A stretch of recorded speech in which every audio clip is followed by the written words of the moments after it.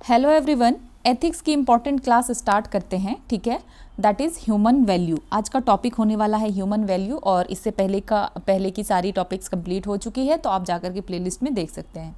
सो अब पढ़ते हैं ह्यूमन वैल्यूज़ के बारे में। ह्यूमन वैल्यूज़ क्या है? फंडामेंटल प्रिंसिपल है जो कि गाइड करता है ह्यूमन बिहेवियर को, ठीक है, और डिसीजन मेकिंग को। मतलब आपका वैल्यू, अगर आपके पास जो भी वैल्यू है उसके अकॉर्डिंग आप बिहेव करेंगे और उसके अकॉर्डिंग आप डिसीजन लेंगे। ठीक है, सो ऑरिजिन कहाँ से हुआ? वैल्यू आता है लैटिन वर्ड से, जिसका मतलब है वैलेरे। इसका क्या मतलब है? इसका मतलब है to be worth, to be strong, to have a price. ठीक है, और ये रिप्रेजेंट करता है कि क्या डिज़ायरेबल है, वर्दी है, इंपॉर्टेंट है, और क्या चीज़ है जो गाइड करेगा लाइफ में।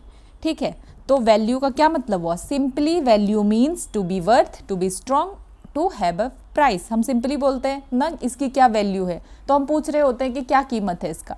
ठीक है, सो स्कॉलरली डेफिनेशन आप लिख सकते हैं मिल्टन रॉकेज के द्वारा। उन्होंने कहा कि वैल्यू एक इंड्योरिंग बिलीफ है, that a specific mode of conduct है ये, जो कि पर्सनली और सोशली प्रीफरेबल है। ठीक है, आइंस्टाइन का एक आप कोट जो है याद कर सकते हैं, क्या है? Try not to become a man of success but try to become man of values. ठीक है, सिर्फ मैन ऑफ सक्सेस होने से काम नहीं चलेगा, आपको क्या होना चाहिए? मैन ऑफ वैल्यूज़ आप होने चाहिए। मतलब आप एक ऐसे इंसान होने चाहिए जिसके पास वैल्यूज़ हैं। ठीक है, और ये वैल्यूज़ कैसे हो सकते हैं? मोरल और इथिकल हो सकता है। ठीक है, जैसे ऑनेस्टी और ट्रूथ। देन सोशल और एस्थेटिक हो सकता है, पोलाइटनेस और सिंप्लिसिटी। रिलीजियस और स्पिरिचुअल वैल्यू हो सकता है, जैसे कि कंपैशन या फॉरगिवनेस। पॉलिटिकल वैल्यू हो सकता है, जैसे लिबर्टी, जस्टिस। देन एग्जाम्पल अगर आप देखें कि अगर कोई सिविल सर्वेंट है और उसकी वैल्यू क्या है? इंटीग्रिटी और ऑनेस्टी। ठीक है, तो वो पर्सनल कॉस्ट पे भी इन सब को ऊपर रखेगा, चाहे कुछ भी हो, तो वो सच का साथ हमेशा ही देगा। जैसे कि हमने खूब फेमस एग्जाम्पल हम देखते हैं अशोक खेमका जी का। ठीक है, तो उन्होंने कितनी ही बार जो है एक्सपोज किया करप्शन डिस्पाइट फ्रीक्वेंट ट्रांसफ़र, तो ये हुआ मैन ऑफ वैल्यूज़। ठीक है, सो अब टाइप्स ऑफ वैल्यूज़ देखते हैं, कितने तरीके का वैल्यूज़ हो सकता है। तो रिलेटिव और एब्सोल्यूट वैल्यू हो सकता है। रिलेटिव वैल्यू मतलब कि रिलेटिव मीन्स ये क्या होगा कि डिपेंड करेगा कंटेक्स्ट पे, कल्चर पे और पर्सन पे। ठीक है, जैसे मटीरियलिज्म वेरी करेगा। ठीक है, अगर आप अर्बन इंडिया में हैं, मतलब अर्बन एरिया में हैं, कहीं पे भी अर्बन एरिया में हैं, ठीक है, तो हो सकता है वहाँ मटीरियलिज्म ज़्यादा देखने के लिए मिलेगा, लेकिन हो सकता है जो ट्राइबल कम्युनिटीज़ है वो रिजेक्ट कर रहा है मटीरियलिज्म को। ठीक है, तो ये वैल्यू क्या हो गया? रिलेटिव हो गया, कंटेक्स्ट के ऊपर, कल्चर के ऊपर डिपेंडेंट हो गया, कि कहीं पे जैसे कि अर्बन एरियाज़ में या किसी भी सोसाइटी में जहाँ पे मटीरियलिज्म को प्रीफर किया जा रहा हो, लेकिन ट्राइबल के द्वारा कुछ ट्राइबल कम्युनिटीज़ इसको रिजेक्ट कर रही है। ठीक है, तो ये हुआ relative values. Then absolute values मतलब ऐसे वैल्यूज़ जो कि यूनिवर्सल है और टाइमलेस हैं, मतलब कि बिल्कुल ये हर हाल में होगा ही होगा, कहीं भी आप रहें। जैसे कि नॉन वायलेंस। ठीक है, अगर नॉन वायलेंस क्या है कि एक सही वैल्यू है, आपको वायलेंस नहीं करना चाहिए, तो हर हाल में नॉन वायलेंस गलत ही है। इक्वालिटी, सॉरी, हर हाल में वायलेंस गलत है, नॉन वायलेंस नहीं। ठीक है, then equality, then dignity of all, तो ये कुछ यूनिवर्सल वैल्यूज़ हैं। ठीक है, और ये एप्लीकेबल है अक्रॉस सोसाइटीज़। तो ये जो वैल्यूज़ है गांधी जी के, जैसे नॉन वायलेंस है, इक्वालिटी है, डिग्निटी ऑफ ऑल है, ये हर सोसाइटी में एप्लीकेबल होगा। तो ऐसे वैल्यूज़ को हम क्या कहेंगे? यूनिवर्सल वैल्यूज़, जो हर जगह एप्लीकेबल होगा ही होगा। और रिलेटिव वैल्यूज़ कहने का मतलब है कि कंटेक्स्ट के ऊपर, कल्चर के ऊपर, पर्सन के ऊपर डिपेंड करेगा। ठीक है, then intrinsic and extrinsic values. ठीक है, तो इंट्रिंसिक वैल्यू मतलब आपके अंदर का वैल्यू, आपके अपने लिए, आपके कंसाइंस से जो वैल्यू आ रहा है। ठीक है, फॉर देयर ओन सेक, अपने लिए, खुद के लिए। इंट्रिंसिक वैल्यूज़ जैसे आप अगर केयर कर रहे हैं अपनी फैमिली का, ठीक है, इनर पीस आपका, कंपैशन, तो ये सब क्या है ये कुछ ऐसे वैल्यूज़ हैं जो आपके खुद के लिए हैं। ठीक है, देन अगर एग्जाम्पल देखें कि सोनू सूद, ठीक है, उन्होंने कोविड-19 के टाइम पे जो माइग्रेंट वर्कर थे या माइग्रेंट थे, उनको बहुत ही ज़्यादा रेस्क्यू एफर्ट प्रोवाइड किया। तो उन्होंने क्यों किया? Motivated by compassion, not for fame. ऐसा नहीं कि सिर्फ फेम के लिए किया, उनके अपने खुद के इंट्रिंसिक वैल्यू के लिए किया, कंपैशन के लिए किया। Then extrinsic values are valued for external outcomes. ठीक है, तो एक्सट्रिंसिक वैल्यू क्या है? तो एक्सट्रिंसिक वैल्यू को आप वैल्यू क्यों करते हैं? एक्सटर्नल आउटकम के लिए, ठीक है, जैसे कि एक अगर है कि वेल्थ परस्यू करना, ठीक है, पावर आपको चाहिए या फेम चाहिए, तो ये आप क्यों कर रहे हो? क्या आपके अंदर अपने आप के लिए, इनर वॉइस के लिए कर रहे हो? नहीं, एक्सटर्नल आउटकम के लिए, क्योंकि आपको वेल्थ चाहिए, आपको पावर चाहिए, आपको फेम चाहिए। ये क्या हुआ? External outcome. तो ये एक्सट्रिंसिक वैल्यू हो गया। Then protected values. Protected values मतलब ऐसे वैल्यूज़ जो कि नॉन नेगोशिएबल वैल्यूज़ है, ठीक है, और इंडिविजुअल जो है रिफ्यूज़ करता है इसको कॉम्प्रोमाइज़ करने से, मतलब हर हाल में ये वैल्यूज़ को अपहोल्ड करेगा ही करेगा। जैसे कि कोई डॉक्टर है जो क्या कर रहा है? यूथनेसिया को रिफ्यूज़ कर रहा है, ठीक है, क्योंकि उस डॉक्टर का क्या बिलीफ है कि सैंक्टिटी ऑफ लाइफ ज़्यादा इंपॉर्टेंट है, राइट टू लाइफ ज़्यादा इंपॉर्टेंट है, तो इसीलिए वो डॉक्टर क्या कर रहा है? रिफ्यूज़ कर रहा है यूथनेसिया को, ठीक है। जैसे सत्येंद्र दुबे, तो उन्होंने क्या किया? Blue the whistle on corruption in NHAI, ठीक है। डिस्पाइट डेंजर, अगर कोई भी विसल ब्लोवर है उसको पता है कि हो सकता है कि इस चीज़ को सामने लाने के बाद मेरे जान को खतरा है, लेकिन फिर भी वो सामने लेकर के आ रहा है, ठीक है, मतलब क्या है? ये उसके लिए प्रोटेक्टेड वैल्यू है, नॉन नेगोशिएबल वैल्यू है, ठीक है। तो उन्होंने सेफ्टी के ऊपर भी ऑनेस्टी को ज़्यादा वैल्यू दिया, ठीक है। तो याद रख सकते हैं आप, Satyendra Dubey blue the whistle on corruption in NHAI, ठीक है। देन सेक्रेड वैल्यूज़, तो ये ऐसे वैल्यूज़ है deeply held moral commitment seen as duties, ठीक है। जैसे कि जो मोरल कमिटमेंट है, तो इसको सेक्रेड वैल्यूज़ मतलब कि ऐसा कुछ जो कि सेक्रेड है, ऐसे मोरल कमिटमेंट है जिसको आप ये सोच रहे हैं कि ये मेरी ड्यूटी है, ठीक है। जैसे कि आप क्या कर रहे हैं? अगर अपनी लाइफ को आप सेक्रीफाइस कर रहे हैं, क्यों? ताकि आप नेशनल ऑनर को बचा सकें, ठीक है। जैसे कि कैप्टन बत्रा ने किया कारगिल वॉर के टाइम पे।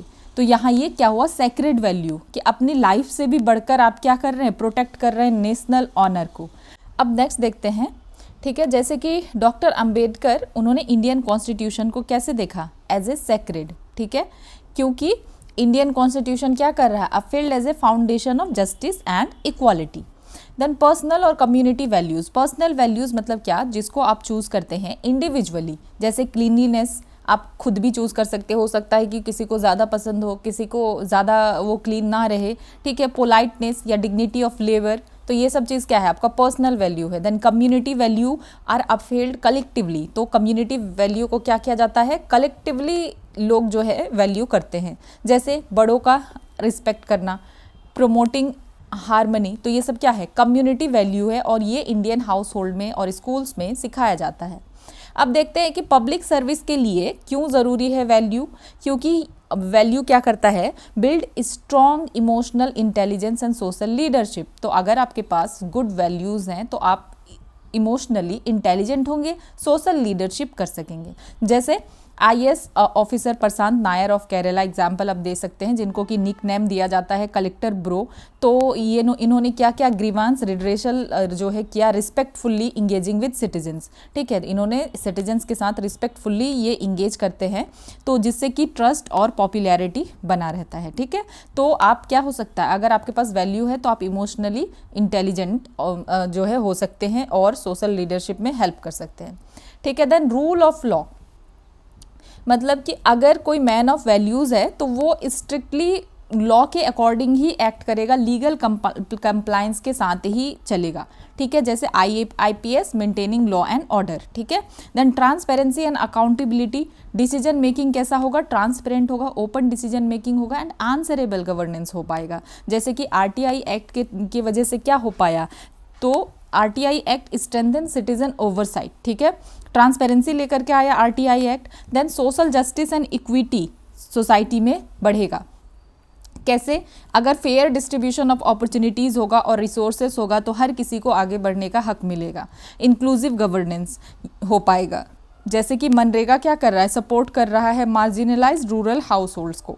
देन एथिक्स एंड इंटीग्रिटी, तो एथिक्स एंड इंटीग्रिटी बना रहेगा अगर आपके पास वैल्यू है तो। ट्रस्ट बना रहेगा, करप्शन नहीं कम से कम होगा, एंड क्लीन एडमिनिस्ट्रेशन जो है इंश्योर होगा।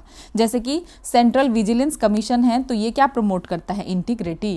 Then social responsibility, responsiveness to citizen needs, तो आप अगर आपके पास अगर अच्छी वैल्यूज़ हैं तो आप क्या कर पाएंगे? आप सर्विस में जाते हैं तो आप सिटीजन के नीड के अकॉर्डिंग रिस्पॉन्सिवनेस दे पाएंगे, आप रिस्पॉन्स दे पाएंगे, ठीक है। और जो भी एडमिनिस्ट्रेशन होगा वो वेलफेयर ओरिएंटेड होगा, लोगों के भलाई के लिए ही होगा, इनोवेशन और क्रिएटिविटी बना रहेगा, न्यू अप्रोच सर्विस डिलीवरी में आएगा, पॉलिसी मेकिंग में आएगा, ठीक है। अगर एग्जाम्पल आप देख सकते हैं, अ डॉक्टर रिफ्यूजिंग यूथेनेसिया हमने ऊपर देख लिया, ठीक है। ये क्या है, प्रोटेक्टेड वैल्यू है, sanctity of life. And then और हमने क्या देखा था, materialism among tribal versus urban communities, ये रिलेटिव वैल्यू है। और केयरिंग फॉर फैमिली, ये क्या है, इंट्रिंसिक ह्यूमन वैल्यूज है।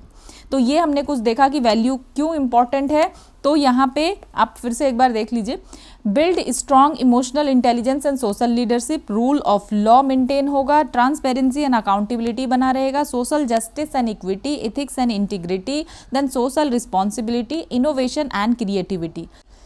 अब नेक्स्ट देखते हैं इंपॉर्टेंस ऑफ वैल्यूज़, ठीक है, कि वैल्यूज़ का क्या इंपॉर्टेंस है। तो वैल्यू क्या करता है, गाइड करता है ह्यूमन बिहेवियर को। आप कैसा बिहेव करेंगे ये वैल्यू आपका वैल्यू डिसाइड करेगा, ठीक है। और आपका जो वैल्यू है इसको आप कैसे यूज़ कर सकते हैं, internal reference for good living, ठीक है। जो पर्सनल वैल्यू है वो ऑफर करेगा इंटरनल बेंचमार्क, ठीक है, for what is good, useful, desirable and constructive. तो जो आपका वैल्यू है ये एक इंटरनल रेफरेंस की तरह काम करेगा।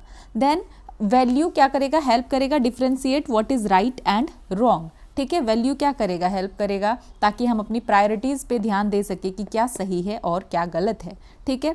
Then driving force in ethical decision making, तो वैल्यू बहुत ही ज़्यादा हेल्पफुल है इथिकल डिसीजन बनाने में, ठीक है। अगर आप अपना कोई डिसीजन ले रहे हैं, डिलेमा में है, तो वैल्यू हेल्पफुल होगा उस टाइम आपको जो है उस प्रॉब्लम से निकालने में, ठीक है। देन आइडेंटिफिकेशन ऑफ गोल, तो जो वैल्यू एजुकेशन है ये क्या करता है, हेल्प करता है ताकि हम अपने गोल्स और डिज़ायर्स को क्या कर सके, रिकग्नाइज कर सके, ठीक है, और उनको परस्यू कर सके effectively.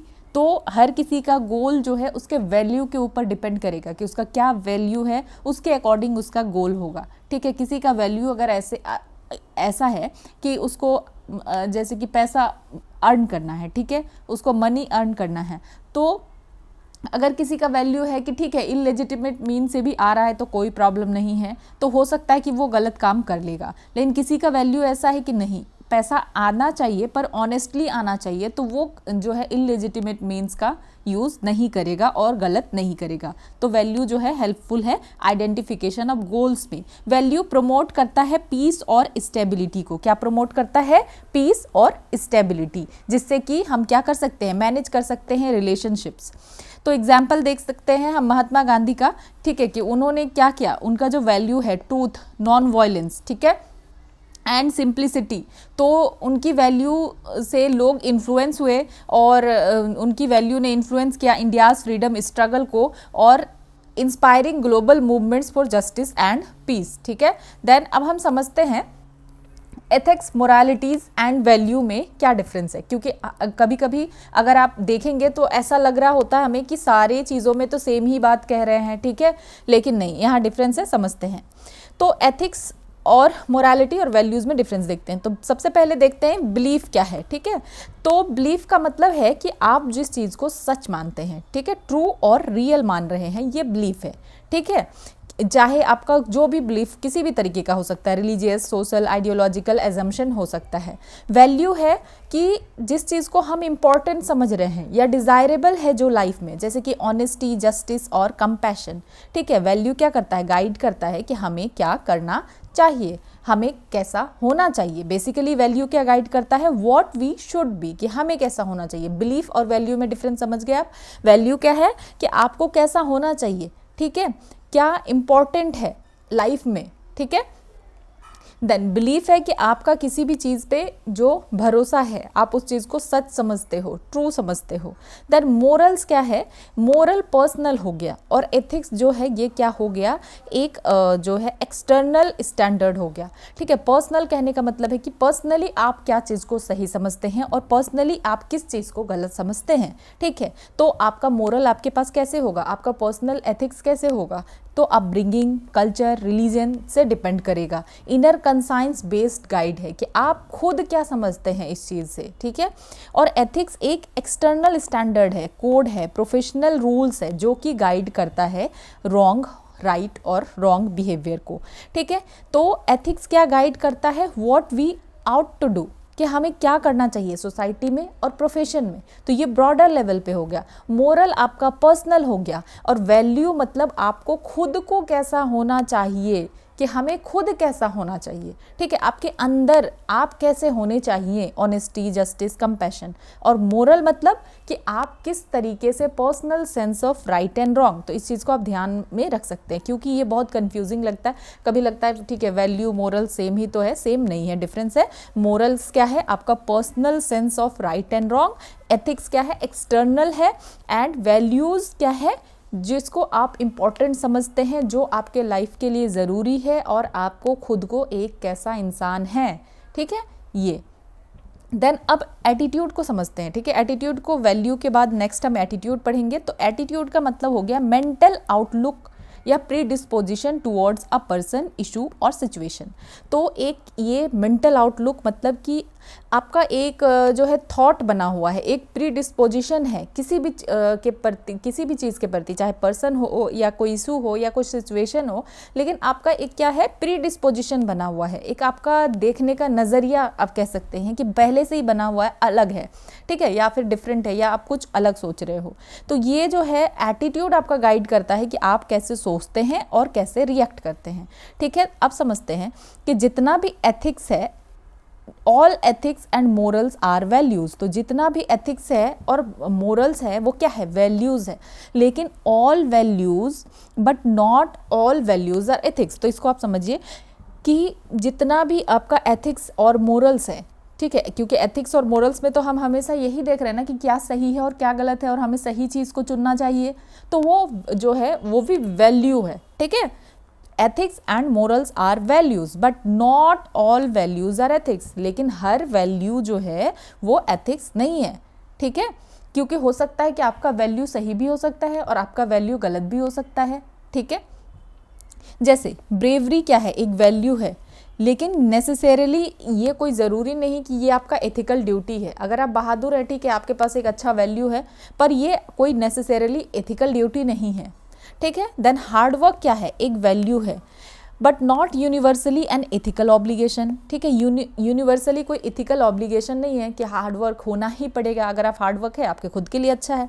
Then punctuality may be both a value and ethical norms in countries like Japan. इन कुछ कंट्रीज में ऐसा है, ठीक है, या कहीं पे भी अगर आप ऑफिस में हैं, आप टाइम पे जा रहे हैं, पंक्चुअल हैं, तो ये क्या है, एक वैल्यू भी है और एक इथिकल नॉर्म भी है, ठीक है। तो ये समझ में आया कि जितना भी एथिक्स है और मोरल्स है वो वैल्यूज़ है, लेकिन हर वैल्यू एथिक्स नहीं है, क्योंकि एथिक्स और मोरल क्या है, सही चीज़ को ही आप कहेंगे कि ये एथिकल है, ये मोरल है। आप गलत चीज़ को तो नहीं कहेंगे मोरल है। लेकिन वैल्यू किसी का गलत भी हो सकता है, ठीक है, ये डिफरेंस है। क्योंकि वैल्यू का मतलब क्या है कि आप खुद कैसे होने चाहिए, ठीक है। सो कभी कभी हमें देखने के लिए मिलता है कि कन्फ्लिक्ट अराइज होता है वैल्यूज़, मोरालिटी और एथिक्स के बीच में, ठीक है।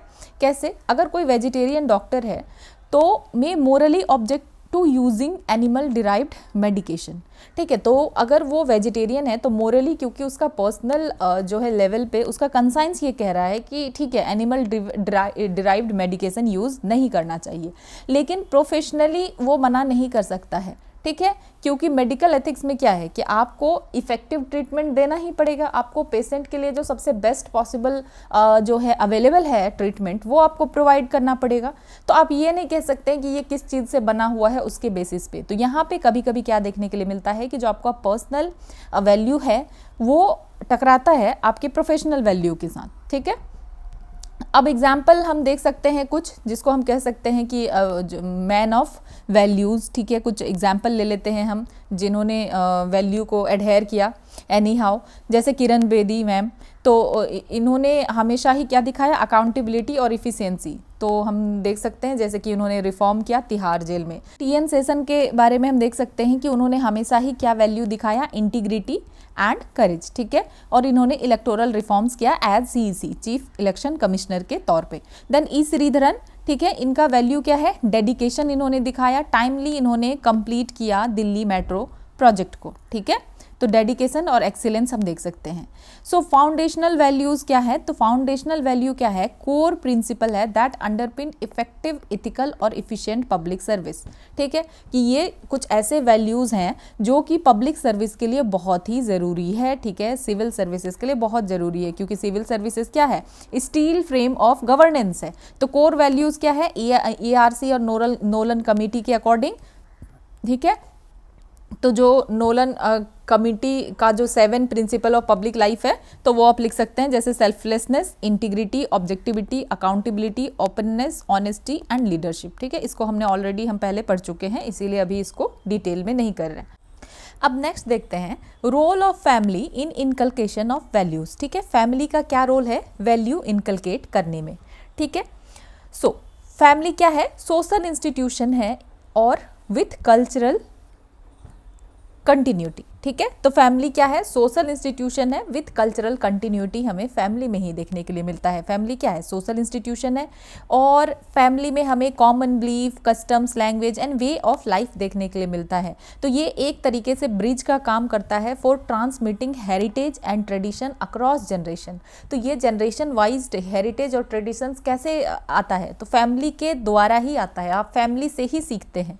ठीक है, सो देयर आप एक कोट लिख सकते हैं, there is nothing called a self made man, कि यहाँ ऐसा कुछ नहीं है कि self made man, we are made up of thousands of other, कि हम थाउजेंड्स ऑफ अदर से मिलकर बने हैं। किसने कहा, जॉर्ज मैथ्यू एडम्स ने। ठीक है, देन फैमिली क्या है, first school of value learning for children. हर चीज़ हम कहाँ से सीखते हैं, वैल्यूज़ कहाँ से सीखते हैं, फैमिली से सीखते हैं। जो कोर वैल्यूज़ है जैसे ऑनेस्टी, ट्रूथ, डिसिप्लिन, ये कहाँ से सीखते हैं, हम पेरेंट्स से सीखते हैं।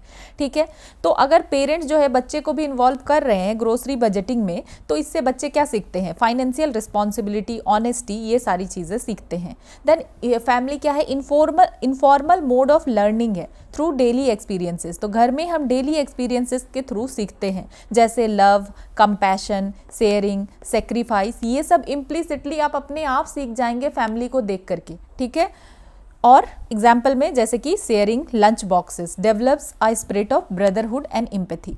तो अगर आप क्या करते हैं, लंच बॉक्स शेयर कर रहे हैं, तो इससे भी ब्रदरहुड और एम्पैथी डेवलप हो रहा है। Then family member as a role model, family member क्या है, रोल मॉडल की तरह है। चिल्ड्रन क्या करते हैं, इमिटेट करते हैं, एक्शन सीखते हैं अपने पेरेंट्स से, एल्डर्स से। ठीक है, तो और एक कोट है, a man is usually the 5 closest to him, कि मैन क्या है, यूजुअली जो 5 क्लोजेस्ट उसके पास है, ठीक है, उसी से मिलकर बना है। मतलब अगर आप जिससे सबसे ज़्यादा उन 5 लोगों से क्लोज हैं, तो उनकी हैबिट्स भी आपके अंदर होगी।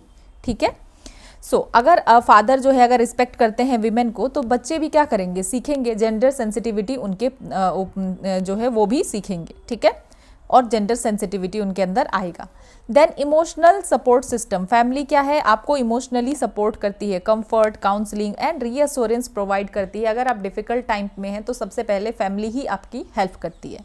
ठीक है, तो अगर कोई स्पाउस है, offering hug after stressful day builds emotional resilience. ठीक है, then grandparents as custodian of culture and language, तो ग्रैंड पेरेंट्स जो है वहाँ से हमें सबसे ज़्यादा लैंग्वेज एंड कल्चर हम उनसे सीखते हैं और वो कैरी करते हैं। ठीक है, जैसे transmit cultural stories, grand parents आपको कल्चरल स्टोरीज, पुरानी कहानियाँ, रिचुअल्स और जो नेटिव लैंग्वेज है आपकी ग्रैंड पेरेंट्स से आप सीखते हैं, विजडम सीखते हैं। ठीक है, तो इससे जो इंटर जनरेशनल बॉन्ड है वो अच्छा होता है और आप एक मोरली अच्छे इंसान बनते हैं, या आपके लिए एक मोरल कंपास की तरह काम करता है। ठीक है, जैसे बच्चे बोलना सीख रहे हैं मदर टंग ग्रैंड पेरेंट्स से। ठीक है, जनरली ग्रैंड पेरेंट्स क्या है, नेटिव लैंग्वेज में बात कर रहे हैं, तो पेरेंट जो बच्चे हैं वो सीख रहे हैं। ठीक है, ग्रैंड पेरेंट्स से जो नेटिव लैंग्वेज है। देन नेक्स्ट देखते हैं कि एजुकेशनल इंस्टीट्यूशन कैसे वैल्यू इनकलकेट करते हैं।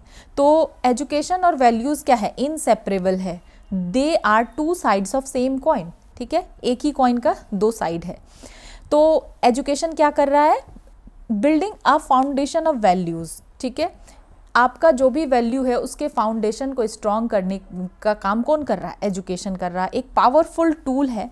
ठीक है, स्कूल क्या करता है, school shape physical, intellectual, moral और स्पिरिचुअल डेवलपमेंट ऑफ चाइल्ड। आप स्कूल क्यों जाते हैं, क्या सिर्फ कुछ चीज़ को सीखने के लिए, सिर्फ रटने के लिए नहीं। स्कूल से आपको वैल्यूज़, आपका इंटेलेक्चुअल लेवल बढ़ता है, आप मोरालिटी की तरफ जाते हो, इवन स्पिरिचुअल चीज़ें भी सीखते हैं। ठीक है, तो काफ़ी सारे स्कूल्स में आप देख सकते हैं कि कम्युनिटी सर्विसेज हो रहा है, जैसे कि ऑर्गेनाइज किया जाता है ट्री प्लांटेशन, या ऑर्फनेज विजिट कर रहे हैं, ठीक है, या बीच क्लीन अप ड्राइव्स की बीच को क्लीन किया जा रहा है। तो इससे इम्पैथी और सोशल रिस्पॉन्सिबिलिटी प्रमोट होता है। ठीक है, then early development of values and etiquette. ठीक है, तो जो अर्ली डेवलपमेंट है वैल्यूज़ का और एटिकेट का, ये कहाँ से आता है? ये स्कूल से आता है। ठीक है, एजुकेशन से आता है। तो एजुकेशन जो है क्या प्रमोट करता है? Values like politeness, punctuality, responsibility. ये जो है आपके जो शुरुआत के कुछ दिन हैं स्कूल्स हैं, तो आप उसमें ज़्यादा सीखते हैं। ठीक है, जैसे कि जापानीज़ स्कूल में childrens students clean their classrooms themselves. तो जापानीज़ स्कूल्स में क्या देखने के लिए मिलता है कि जो भी स्टूडेंट्स हैं वो खुद ही क्लीन कर रहे हैं। ठीक है, जिससे कि वो डिग्निटी ऑफ लेबर को समझ सके, पर्सनल रिस्पॉन्सिबिलिटी को वो क्या कर सके, पूरा कर सके। ठीक है, तो इससे क्या प्रमोट होता है? Dignity of labour and personal responsibility. ठीक है, देन मोरल